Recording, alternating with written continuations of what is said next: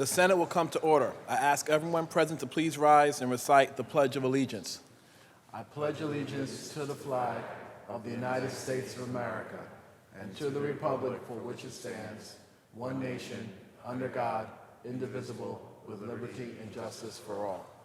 In the absence of clergy, let us bow our heads in a moment of silent reflection or prayer.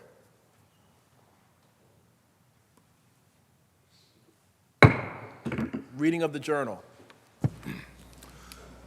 In Senate, Tuesday, February 4th, 2020, the Senate met pursuant to adjournment. The Journal of Monday, February 3rd, 2020 was read and approved. On motion, Senate adjourned. Without objection, the journal stands approved as read. Presentation of petitions. Messages from the Assembly. The Secretary will read. Senator May moves to discharge from the Committee on Rules Assembly Bill number 9061, substituted for the identical Senate Bill 7163, third reading calendar 87. Substitution so ordered.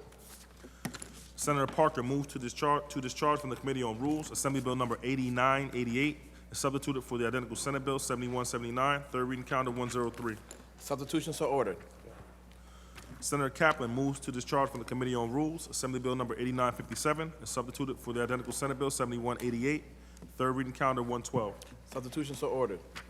Senator Mayer moves to discharge from the Committee on Rules Assembly Bill number 8999, substituted for the identical Senate Bill 7196, third reading calendar 120. Substitution so ordered. Senator Myrie moves to discharge from the Committee on Rules Assembly number 9001, and substituted for the identical Senate Bill 7309, third reading calendar 201. Substitution so ordered. Messages from the Governor. Reports of standing committees. Reports of select committees. Communications and reports from state officers. Motions and resolutions. Senator Janaris. Mr. President, at this time, can we begin by taking up the reading of the calendar? The Secretary will read. Calendar number 10, Senate Print 6931 by Senator Breslin, an act to amend the insurance law. Read the last section. Section 6, this act shall take effect on the same date and in the same manner as the chapter of the laws of 2019. Call the roll. Addabbo, Flanagan, Janaris, Kruger, Stewart, Cousins, Thomas.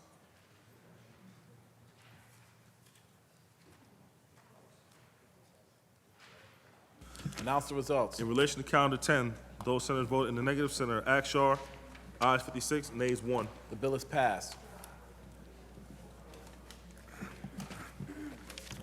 Calendar number 87, Assembly number 9061 by Assemblymember Weprin, an act to amend the correction law. Read the last section. Section 3, this act shall take effect on the same date and in the same manner as the chapter of the laws of 2019. Call the roll. Addabbo, Flanagan, Janaris, Kruger, Stewart, Cousins, Thomas. Announce the results. Ayes 57. The bill is passed. Calendar number 103, Assembly number 8988 by Assemblymember Vernell, an act to amend the chapter of the laws of 2019. Read the last section. Section 2, this act shall take effect on the same date and in the same manner as the chapter of the laws of 2019. Call the roll. Addabbo, Flanagan, Janaris, Kruger, Stewart, Cousins, Thomas. Announce the results. Ayes 57. The bill is passed. Calendar number 105, Senate Print 7181 by Senator Breslin, an act to amend the financial services law. Read the last section. Section 2, this act shall take effect on the same date and in the same manner as the chapter of the law of 2019. Call the roll. Addabbo, Flanagan, Janaris, Kruger, Stewart, Cousins, Thomas. Announce the results. Ayes 57. The bill is passed. Calendar number 109, Senate Print 7185 by Senator Carlucci, an act to amend the public health law. Read the last section. Section 3, this act shall take effect on the same date and in the same manner as the chapter of the laws of 2019. Call the roll. Addabbo, Flanagan, Janaris, Kruger, Stewart, Cousins, Thomas. Senator Carlucci to explain his vote. Thank you, Mr. President. There's not a day that goes by that I don't hear the concerns of the residents in my district that are complaining about the costs of health care. The legislation that we have before us is named after a young girl named Dream Shepherd, whom unfortunately was born with sickle cell disease. And at the age of 5 years old, she experienced a stroke. And in an effort to save her life, she underwent experimental treatment of a stem cell transplant. Miraculously, that ultimately has saved her life, and she's in remission. But it was a long journey since that operation and since she was discharged from the hospital. In the hospital, she was hooked up to a central venous line, which in New York State, only a registered nurse can touch the central venous line. Once she's discharged from the hospital, the doctor is saying, you need that central venous line, but however, you're on your own. The legislation that we passed, and we're now amending this year, said that when you're discharged from the hospital, the doctor prescribes a remedy that has to be covered by insurance. What was happening in Dream's case was her mother was responsible for monitoring and cleaning and maintaining the central venous line. Unfortunately, every year in the United States, over 80,000 Americans develop a blood infection, a bloodstream infection, because their central venous line is not well maintained. Out of those 80,000 people, approximately 28,000 pass away. They die from that serious infection. We know that a chain is only as strong as its weakest link. And that's how we have to think about healthcare. That we could provide this state-of-the-art procedure, have the best doctors in the world in the hospital, but once you're discharged, if we don't follow the plan that the doctor has put in place, then we're falling apart. And we know that by mandating that the insurance companies and not the bureaucrat or the insurance companies have to follow the doctor's orders, we will save lives, improve our healthcare system, and make it stronger. So the legislation before us today expands DREAM's law and says that not only central venous lines will have to be maintained by a professional, but any of the procedures that a doctor requires in that discharge will have to be covered under insurance. This is a step in the right direction in lowering the cost of healthcare and making sure that we have better outcomes overall. I want to thank Dream Shepherd and her mother for fighting and pushing forward and saying what was wrong and fixing the system for everyone that will come after them. Thank you so much for all my colleagues for supporting this legislation. Let's continue to work together to lower the price of healthcare here in New York State, and let's be a model for the rest of the nation to follow. Thank you, Mr. President. Senator Carlucci, to be recorded in the affirmative, announce the results. Ayes 58. The bill is passed. Calendar number 110, Senate Print 7186 by Senator Kaplan, an act to amend the Alcoholic Beverage Control Law. Read the last section. Section 2 of this act shall take effect on the same date and in the same manner as the chapter of the laws of 2019. Call the roll. Adabo, Fanning, and Janoris, Kruger, Stewart, Cousins, Thomas. Senator Borrello to explain his vote. Thank you, Mr. President. This is a great bill, in my opinion. I want to thank the sponsor for this. As someone who's been involved in the retail and wholesale business in the hospitality industry for years, we have seen, obviously, this explosive growth of craft breweries in our state. There are many in my district. And one of the problems you have when you're in a small business like that is access to the wholesale market. We have many small brewers that are able to directly deal with restaurants and other retailers as a result. But this limit is really quite small. So increasing the limit here for them is going to give more access to more small businesses to sell directly to other small businesses who are often shut out of the wholesale process by the big beer companies and others. So this is a great thing for small business. I'm glad we've increased this, and I'm proud to support this, and I vote aye. Senator Borrello to be recorded in the affirmative, announce the results. Ayes 58. The bill is passed. Calendar number 112, Assembly number 8957 by Assemblymember Hunter, an act to amend the executive law. Read the last section. Section 2 of this act shall take effect on the same date and in the same manner as the chapters of the laws of 2019. Call the roll. Adabo, Fanning, and Janoris, Kruger, Stewart, Cousins, Thomas. Announce the results. Ayes 58. The bill is passed. Calendar number 114, Senate Print 7190 by Senator Rivera, an act to amend the social services law. Read the last section. Section 2 of this act shall take effect on the same date and in the same manner as the chapter of the laws of 2019. Call the roll. Adabo, Fanning, and Janoris, Kruger, Stewart, Cousins, Thomas. Announce the results. Ayes 58. The bill is passed. Calendar number 117, Senate Print 7193 by Senator Kaplan, an act to amend the executive law. Read the last section. Section 3 of this act shall take effect immediately. Call the roll. Adabo, Fanning, and Janoris, Kruger, Stewart, Cousins, Thomas. Announce the results. Ayes 58. The bill is passed. Calendar number 120, Assembly number 8999 by Assemblymember Galef, an act to amend the election law. Read the last section. Section 2 of this act shall take effect on the same date and in the same manner as the chapter of the laws of 2019. Call the roll. Adabo, Fanning, and Janoris, Kruger, Stewart, Cousins, Thomas. Announce the results. In relation to calendar 120, voted in the negative, Senator Griffo. Ayes 57, nays 1. The bill is passed. Calendar number 201, Assembly number 9001 by Assemblymember Seawright, an act to amend the election law. Read the last section. Section 2 of this act shall take effect on the same date and in the same manner as the chapter of the laws of 2019. Call the roll. Adabo, Fanning, and Janoris, Kruger, Stewart, Cousins, Thomas.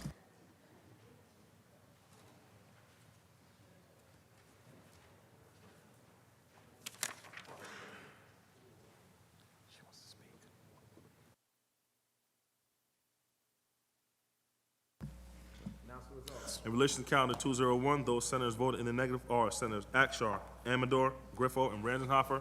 Ayes 54, nays 4. The bill is passed. Calendar number 203, Senate Print 7311 by Senator Kennedy, an act to amend the labor law. Read the last section. Section 2, this act shall take effect on the same date and in the same manner as the chapter of the laws of 2019. Call the roll. Addabbo, Flanagan, Janoris, Kruger, Stewart, Cousins, Thomas. Announce the results. In relation to calendar number 203, those senators voted in the negative are Senators Ranzenhofer and Senator Seward. Ayes 56, nays 2. Bill is passed.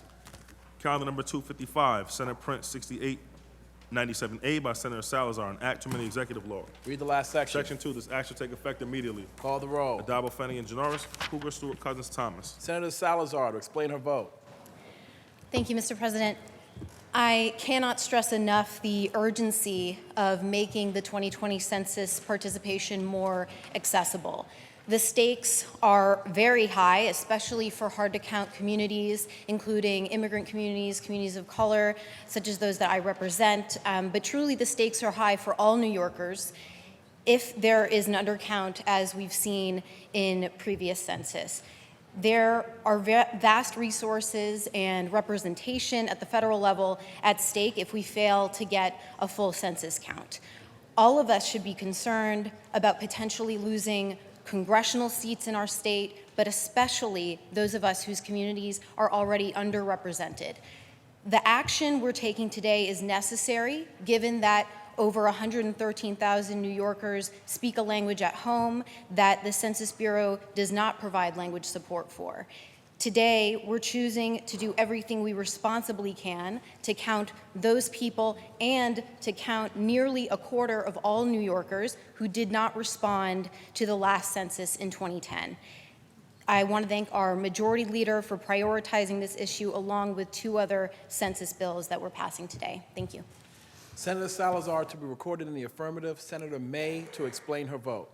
Thank you, Mr. President. I also want to rise to thank Senator Salazar, to thank the leader, to thank the sponsors of the next 2 bills, because on this day of all days, it is so important that we in New York are doing what we can to shore up our democracy, to make sure that everyone is counted and considered in our government and in our policy. I say on this day of all days because this is a dark day for our democracy. A majority of senators in Washington are poised to place the president above the law. And I am proud that here in New York, we are doing what we can to really stand up for the rule of law and for democracy. So thank you, Senator Salazar, thank you to the majority leader, and thank you to my colleagues for supporting these bills. Senator May to be recorded in the affirmative. Announce the results. Senator Lanza to explain his vote.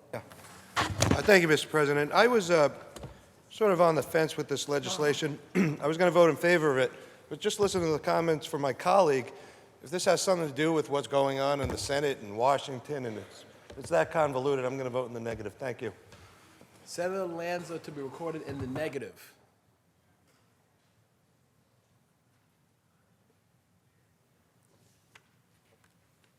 Announce the results.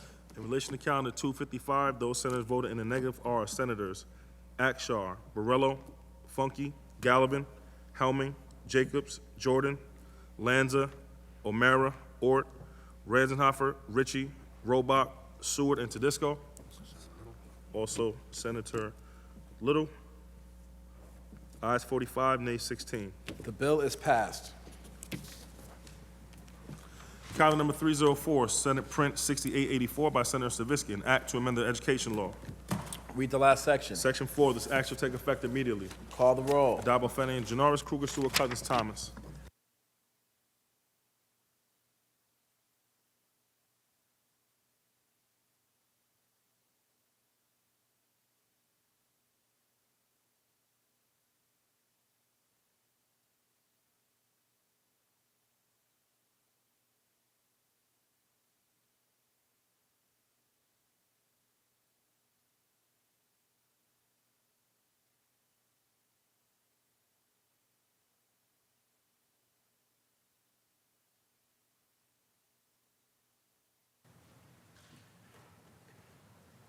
Announce the results.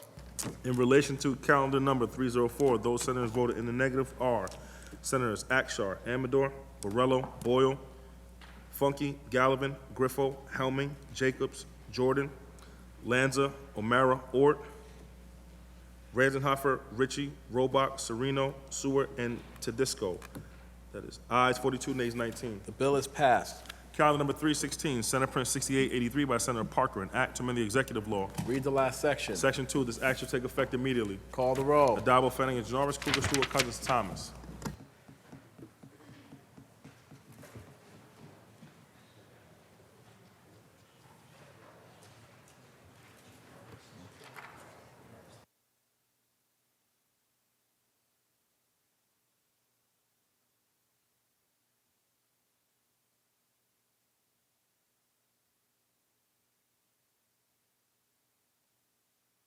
Announce the results. In relation to calendar 316, those senators voted in the negative are Senators Borrello, Funky, Gallivan, Jacobs, Jordan, O'Mara, and Ort. It's ayes 54, nays 7. The bill is passed. Senator Janaris, that completes the reading of today's calendar. Thank you, Mr. President. Can we now go back to motions and resolutions and take up previously adopted Resolution 2723 by Senator Grunardis, have it read in its entirety, and recognize Senator Grunardis. The secretary will read. Senate Resolution 2723 by Senator Grunardis, memorializing Governor Andrew M. Cuomo to proclaim February 5, 2020 as Students with Disabilities Advocacy Day in the state of New York. Whereas it is the custom of this legislative body to recognize official days that are set aside to increase awareness of issues that affect the lives of citizens of New York State, and whereas attendant to such concern and in full accord with its long-standing traditions, it is the intent of this legislative body to memorialize Governor Andrew M. Cuomo to proclaim February 5, 2020 as Students with Disabilities Advocacy Day in the state of New York. And whereas Students with Disabilities Day is a campaign which raises awareness about the need for removing barriers to key reasonable accommodations and support services that promote access and success for students with disabilities who attend public and private institutes of higher education in New York State at increasingly higher rates. And whereas our great Empire State has a history of excellence in education and values, providing educational opportunities to students with diverse backgrounds, students with disabilities, contributing greatly to the New York State's colleges and universities. And whereas, according to the New York State Education Department, as of last fall, there were more than 73,000 identified students with disabilities attending New York State degree-granting colleges and universities. And whereas it is imperative that these institutions of higher learning are provided with the necessary resources to empower students with disabilities and help them achieve academically and beyond. And whereas New Yorkers with disabilities, like all New Yorkers, are entitled not only to full participation in our society, but also opportunity in our society. Their talents and contributions are vital to the strength of our state's workforce and our future prosperity. And whereas together we can ensure persons living with disabilities are provided key, reasonable accommodations and support services that promote access and success while attending public and private institutions of higher education in New York State. And whereas it is in the interest of New York State to recognize the achievements which they have made thus far, and to continue these efforts by promoting the awareness and fostering the understanding of persons with disabilities. Now, therefore, be it resolved that this legislative body pause in its deliberations to memorialize Governor Andrew M. Cuomo to proclaim February 5, 2020 as Students with Disabilities Advocacy Day in the state of New York, and be it further resolved that a copy of this resolution, suitably engrossed, be transmitted to the Honorable Andrew M. Cuomo, Governor of the state of New York. Senator Grunardis on the resolution. Thank you, Mr. President. I'll be very brief. I think that the language of the resolution really speaks to the importance of today as we recognize Students with Disabilities Advocacy Day.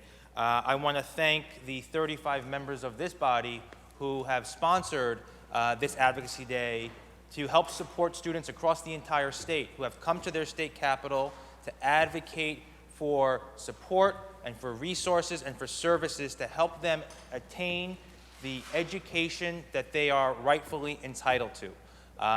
The resolution language says that there are 73,000 students with disabilities across the state. The number I recently learned is a little bit outdated. Actually, it's 77,000. It's the fastest growing population of college students in the state, and we need to be doing a lot more to make sure that we are providing the services that those students need in order to achieve a college education just like anybody else. I want to thank and recognize that we have a few student leaders who have joined us in the chamber today who are sitting here, and I want to recognize them by name and thank them for their fierce advocacy, because without you being here to advocate and push us to do the right thing, this would not happen. So I want to thank Timothy Hunter from the CUNY University State Senate, Austin Ostro from the SUNY Student Assembly, Brad Hershenson, Melanie Heckler, Louis Gutierrez, and Shelby Burns for being here, for your dedication and your devotion to this issue, and for forcing us to do the right thing. So thank you for joining us, and I thank you, Mr. President.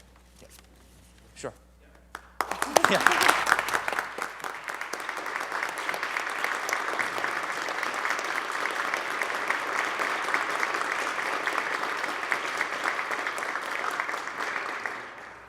The resolution was Senator Carlucci on the resolution. I want to thank the sponsor of this important resolution and thank the students that are here today, because it's so important that we do everything to make education as accessible as possible for children of all abilities. I know I have a deep belief, and I'm sure my colleagues share this, that our children do not lack capacity. They only lack opportunity. And when a child has a disability, we have to make sure we meet them where they are and give them the tools so that they can live independent, productive lives. And we know if we do that at the earliest ages, all the way through college and beyond, that we will have a productive workforce, we'll have a productive economy, and a greater place to live and to work and to raise a family. So I want to thank the students for stepping up and being here today and advocating for all of the students of New York State. And thank you to my colleagues for supporting this important resolution. Thank you, Mr. President. Senator Metzger on the resolution. Thank you, Mr. President. I'm proud to stand with Senator Gurnardis and my colleagues in co-sponsoring this resolution today.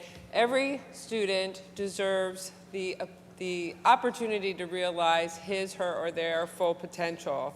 I wanted to point out in my district, we have a really wonderful program at SUNY Orange, the SUNY Orange Bridges program, which provides post-secondary educational opportunities for people with developmental and intellectual disabilities. I got to visit the program and see firsthand just how incredible it was, and how important it was to the students in realizing their career goals, their independence, their autonomy, and we really need, as a state, to fully support these programs. Thank you very much.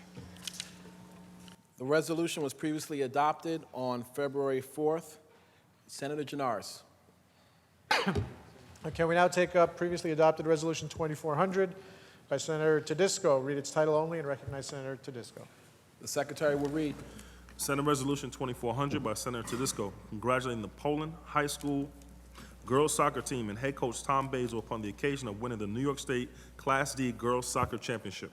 Senator Tedisco on the resolution. Thank you, Mr. President. I'm honored to introduce to you and some of my colleagues an outstanding group of student athletes from the 49th Senatorial District. Like you, I've often got up on the floor of the New York State Senate and showed a lot of pride about my Senate district.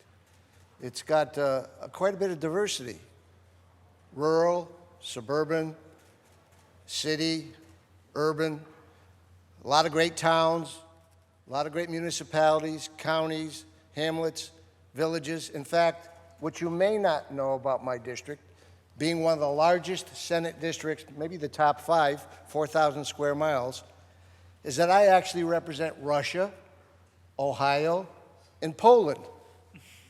Russia and Ohio are towns in the 49th Senatorial District. And Poland is a village. And Poland is exceptionally well represented here today, up in the balcony above my shoulder. They are the Tornadoes from Roland Central School. They're the girls' statewide varsity soccer champions, Class D, for New York State. And I told them earlier today that I guess I can define them not as a good team, not as a great team, but they are the perfect Tornadoes. And I'll tell you why as I say a few things about their record from last year. The Poland High School girls soccer team ended a very successful season with a 6-1 victory over Section 6 champion Avoca.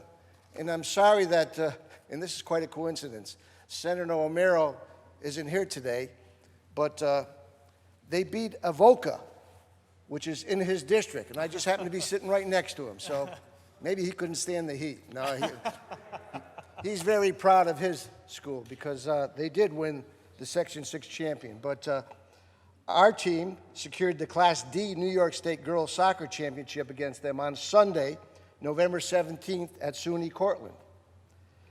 The Poland Tornadoes finished the campaign with a perfect, and this is why I call them perfect tornadoes, 23-0 season. 23 wins, no losses. They ran the table. You can't get much better than that. This group of young women has also gained recognition beyond the New York State, garnering a top 50 ranking nationally by Max Preps. The Poland high school girls soccer team are not only champions on the pitch, but off it as well. Just before the team's final match, its members helped clean up their community, which was hit by a devastating number of floods and heavy winds, leaving more than 241,000 homes without power. It was fairly devastating.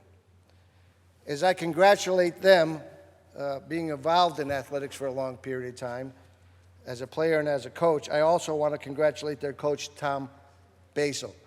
You don't have an outstanding group of individuals like this who achieve so much, not only by their talent and skills, but you have to have great coaching to do that. And as I spoke to them, I told them I think he taught them the lesson that is a great lesson for all of us.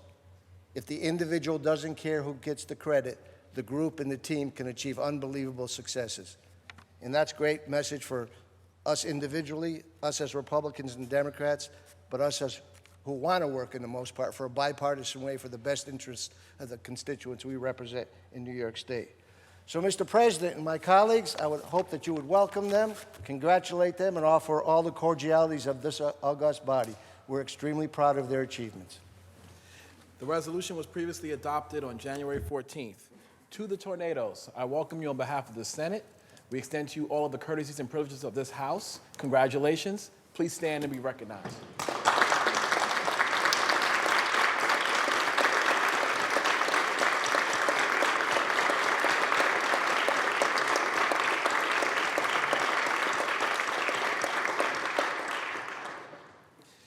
Senator Janaris.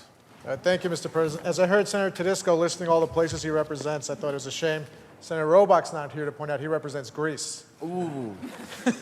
But we have some wonderfully named towns in upstate New York. Can we now move on to previously adopted Resolution 2737 by Senator Bailey? Read its title only and recognize Senator Bailey. The Secretary will read.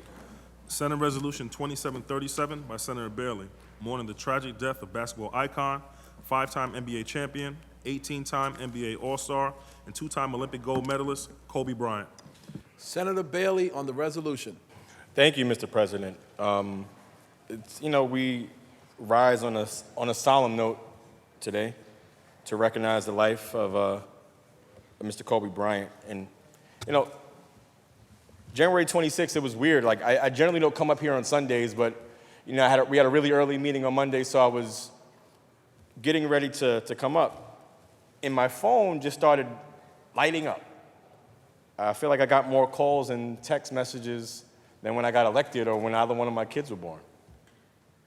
And they were saying that Kobe Bryant had passed away. And at first I didn't believe it, and I didn't want to believe it, to be honest with you. It was like in my cousin's group chat. I talk about group chats a lot, and it was something from TMZ. I'm like, I'm not dealing with that. I got call after call and call after call, and it seemed to be real.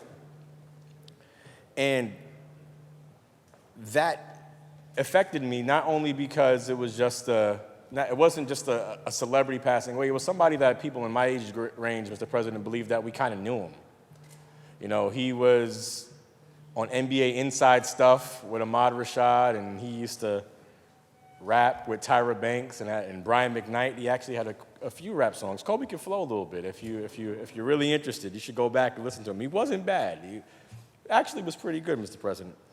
But what really got me was when I was driving up, and I'm listening to sports radio on the way up, and there had been rumors that his daughter was on the helicopter as well, and when that was confirmed, that really for me, crystallized it as a where were you moment in my life. You know, like I mentioned, that was somebody who we saw, he took Brandy to the prom, right? He was on more episodes of Moesha than we care to remember. He was somebody that was kind of a part of our generation in terms of pop culture. Yes, 18-time All-Star, MVP. I don't know how he won more than, he only won one MVP. They gave that other MVP to Steve Nash.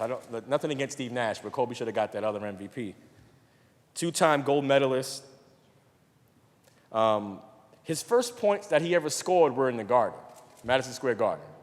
And obviously, as a Knicks fan, you hope that it would have been for us as opposed to against us, but it wasn't. And that was a lifelong appreciation of Kobe as a incredible athlete. February 2nd of 2009 was his, some of us in New York called it his Roger Maris game because he had 61 points, and at that time, that was the most points that had ever been scored in Madison Square Garden by an opponent. And I remember watching that game. It's like it was yesterday, the fadeaways, and he modeled his game after Jordan, and Kobe perfected his fadeaway. Jordan became fadeaway Mike after he was Air Jordan. Kobe was doing fadeaways in his prime. And I just remember the show that he put on in the Garden. And if you can look on social media, he signed the scorecard for that game and gave it to Spike Lee, noted Knicks fan, and said, "Spike, this expletive is your fault." Because Spike used to talk to him at half court, but like courtside, I should say. And it's one of those things where you just remember where you're at. 4th overall in NBA scoring, and I guess the cruel irony was that the night before he passed away was when LeBron James overtook him as the 4th leading scorer in NBA history in Kobe's hometown of Philadelphia. And one of his hometowns, you should say, because he grew up in Italy. And that shows what intelligence is. Kobe Bryant didn't go to college, as many of us know, but he spoke 3 languages fluently: English, Spanish, and Italian. And he dabbled in Chinese and German, I believe, as well. He was a worldly individual without ever attending college, which shows us what truly intelligence is. Some other things that I'll note about Kobe, about sneaker culture. I'm a big sneakerhead, so as they say. And the Nike Flight Posits came out. They came out in metallic gold and metallic purple because primarily they were trying to woo Kobe Bryant into signing with Nike. And there's like a special edition of a Flight Posit that had like a Kobe tag on it, but he ultimately went to Adidas and had his first sneakers called the Crazy 8s. They were nice sneakers, but what happened around 2006, 2007 when he went back to Nike, he started wearing low tops again. And that was really revolutionary, it was revolutionary because those of us who play basketball or try to play basketball, we were always told that don't wear low-top sneakers, you're going to hurt your ankles. And they used to play in the Pumas back in the day when Clyde Frazier, but nobody in the modern NBA had attempted to wear low tops. Kobe brought those back. And now if you see the KDs, the Giannis Antetokounmpos, the Paul Georges, a lot of NBA players are wearing low-top shoes, and Kobe kind of brought those back into style. I had 2 pairs of, I still have actually, 2 pairs of Kobe 5s. And rarely I have so many sneakers that I don't wear them out, but I've worn out the bottom of those sneakers so much because I'm a big Kobe fan, and they were really light, responsive, and they were perfect for playing basketball. So it shows that he was onto something. He was really onto something in his post-NBA career. He won an Oscar for Dear Basketball. He was somebody who many of us know as a pop culture reference. I don't care where you're at, what you were doing. If you're balling up a piece of paper, at one point in your life, you balled up a piece of paper and said, "Kobe, I know you did." Because I actually, the week before he passed away, at the State Police Gym where we play basketball on Tuesdays, on a couple of fadeaways one that I made, one that I missed, I definitely uttered a couple of Kobe's. It's not going to go away. It shouldn't go away. But the thing that got me the most about his post-basketball career was that he was a father. And even in LeBron James's remarks at the first Laker game that they had since he passed away, he mentioned that, yeah, he was a great player, but in the last 3 years, we saw that he was the best dad that we've ever got to see. You know, being the father of daughters is special. Mr. President, you know full well how special it is. There's a special bond between father and daughter, and there seemed to be a special, even more special bond between Kobe and Gianna, his daughter that unfortunately was with him when the helicopter went down. And maybe that's why I'm just so still taken aback by this. Maybe it's the fatherhood aspect. Maybe it's because I saw him grow up, or I grew up while Kobe was growing up. But that fatherhood piece, seeing clips of his daughter emulating him in so many ways on the court. And to me, that, you know, I can't imagine anything as a father not being powerless when your child is facing something as tragic as death. And that's what I really want to stress to everybody. It's bigger than basketball and bigger than his career, his legacy, his name, anything like that. He was a father. He was a person who understood family and cared for his family. And this should just remind you to give people their flowers while they can smell them, man. Like, you just don't know what time you have left. If you love somebody, tell them you love them. If you appreciate somebody, tell them that you appreciate them. Because the next time might not be the next time. That may not happen.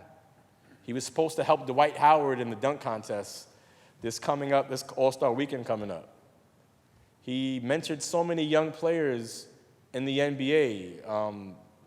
Shaquille O'Neal's son got a tattoo about him. He did so many things that you can read that I'm not going to take the time and belabor the point any further, but just, you know, love the people that you love and tell them that you love them. Because at some point, you're not going to be able to tell them that anymore. And he was somebody that we looked up to. Mr. President, we got to do this one. Kobe. Thank you, Mr. President. The resolution was previously adopted on February 4th. Senator Janaris. Mr. President, is there any further business at the desk? There is no further business at the desk. In that case, I move to adjourn until Monday, February 10th at 3 p.m. Intervening days being legislative days, Mr. President. On motion, the Senate stands adjourned until Monday, February 10th at 3 p.m., intervening days being legislative days.